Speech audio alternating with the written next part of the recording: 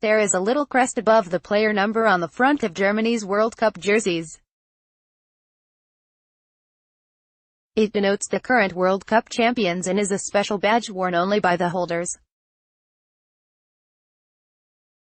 But until a new champion is crowned on July 15, this special crest will be nowhere to be seen in Russia. Germany's humiliating exit from the tournament ensures a new team will earn the right to wear it on their chest, while Die Mannschaft must adjust to life with a new-look jersey.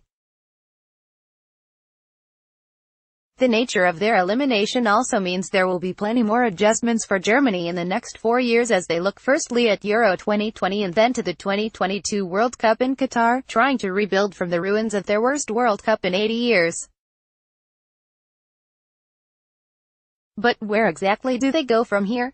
What needs to be changed once they recover from the shock? Germany players who should be dropped despite the 2018 squad retaining some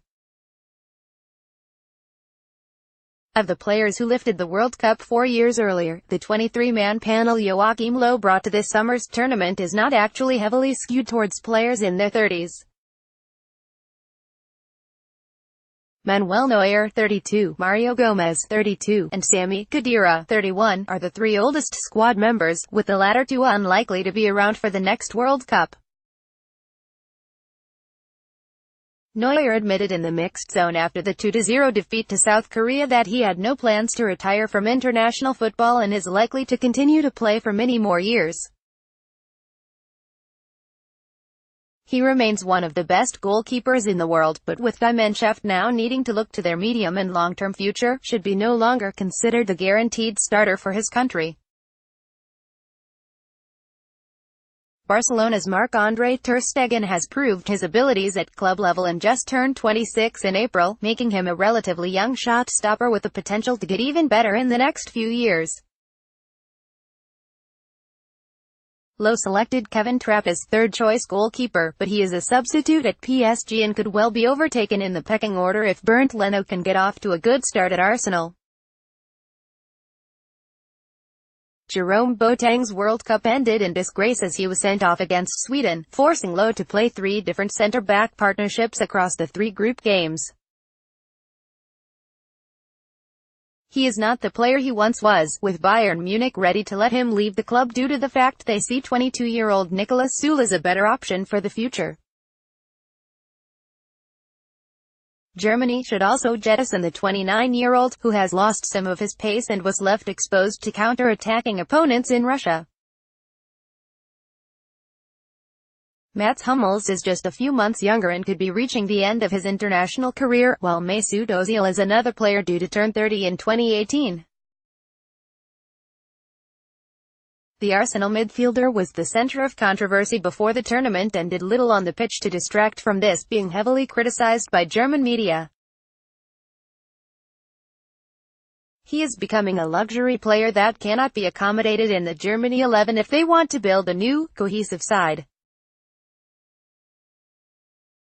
With 31 goals in 78 games for his country, Gomez has been a great servant for Germany, but should not have gone to the World Cup ahead of younger, more informed strikers despite his dressing room influence. He will likely retire from international football, allowing younger forwards to take his place. Germany players who should be called up. Low only brought 2 proper strikers to the World Cup: 32-year-old Gomez and 22-year-old Werner. The latter's pace was wasted as he was forced out wide by deep defending opponents, with his 31 first-half touches against South Korea all coming on the flanks. Neither striker scored in Russia, which should not be surprising, considering they only had 22 goals between them in the entire 2017-18 Bundesliga season. The league's runner-up in the top scorer race behind Poland striker Robert Lewandowski was Nils Petersen. He was handed his international debut in the pre-tournament friendly against Brazil before being cut from the final squad.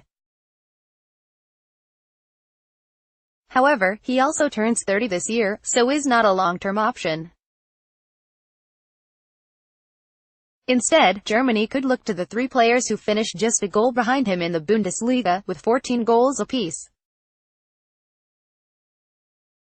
All of Nicholas Füllkrug, Mark Uth and Kevin Volland are in their mid-20s, coming off their most productive seasons ever and can provide different options in attack to either replace or partner Werner.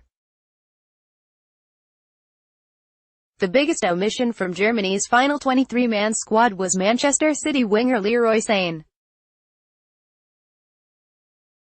With Germany needing width in the third game, Löw decided to start central midfielder Leon Goretzka out wide. This failed spectacularly as the new Bayern Munich signing is not a natural fit for the position, whereas Sane scored 10 times and assisted 15 more to help Pep Guardiola's side win the Premier League. Julian Brandt was taken to Russia in his place, showing glimpses of talent and brief cameos from the bench, but was ultimately wasted by Löw. Sane would not have solved all of Germany's problems at the World Cup, but surely would have brought something different to a lackluster attack. In 2017, Germany lifted both the Confederations Cup and the Under-21 European Championships with young, energetic sides. Many of these players should be under consideration for the senior squad. Imre Can, Kerem Demirbay and Max Meyer should be considered for inclusion in midfield, Jonathan Tah, Thilo Kehrer and Mitchell Weiser in defense and Serge Gnabry, Davy Selk and Max Philipp in attack. There were many calls for Philipp Max's inclusion before the tournament, following an excellent season at left-back for Augsburg, but he has yet to make his international debut. Germany have plenty of young players coming through, but they need to be given time to adapt to international football. The Nations League kicks off in September and is the perfect time to bring through a new generation of players. Should Löw stay as Germany manager? Before Germany's final group game, DFB President Reinhard Grindel insisted that no matter what happened, the German Football Federation would honor its new deal with Löw. We decided before the World Cup for the contract extension, because we believe that the change that will take place after the World Cup, regardless of the outcome of the tournament, cannot be done better by anyone other than Jogi Löw, he told WAZ. However, when he said that, he was probably not expecting elimination before the knockout stage. His stance has eased somewhat, claiming that the DFB will hold discussions with the head coach in the next few days to decide what to do next. Löw has not become a terrible manager overnight. He had reached at least the semi-finals of every previous tournament he had guided Germany to, but perhaps had gotten too comfortable in the role by the time the 2018 World Cup came around. The 58-year-old has the ability to get Germany back to its best, but may not be allowed to continue after the embarrassing nature of their exit. The big problem for Germany is who would replace Löw if they do get rid of him. They are unlikely to hire a non-German to be their next manager, and all the best German coaches are under contract and unlikely to leave their clubs. Jurgen Klopp is the best choice for the job, but will definitely not quit Liverpool when he is trying to build a legacy there.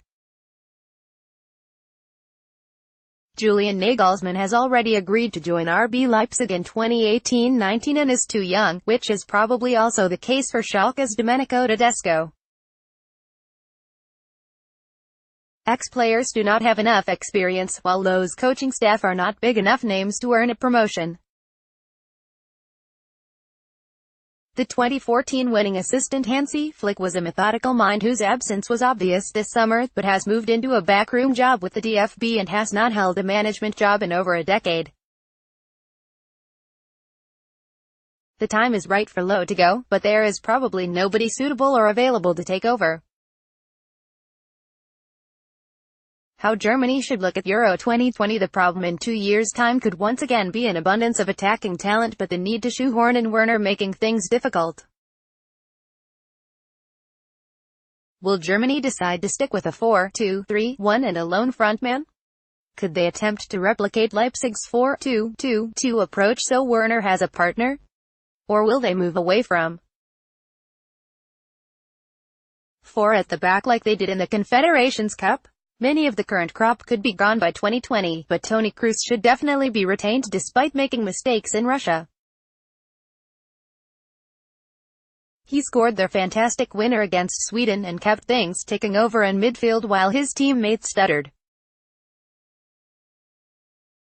Brandt needs more time than just substitute roles, while Goretzka will battle for a midfield spot against the likes of Gundogan, Ken and Sebastian Rudy.